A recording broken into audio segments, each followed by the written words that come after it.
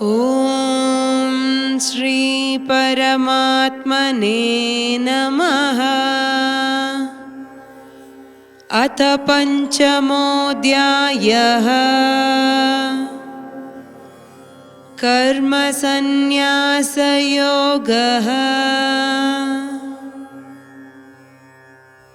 ಅಧ್ಯಾಯ 5 ಶ್ಲೋಕ 16.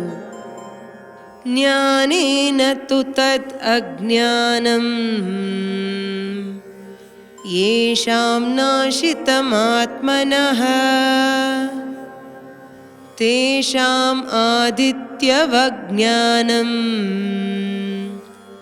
ಪ್ರಕಾಶಯತಿ ತತ್ಪರಂ.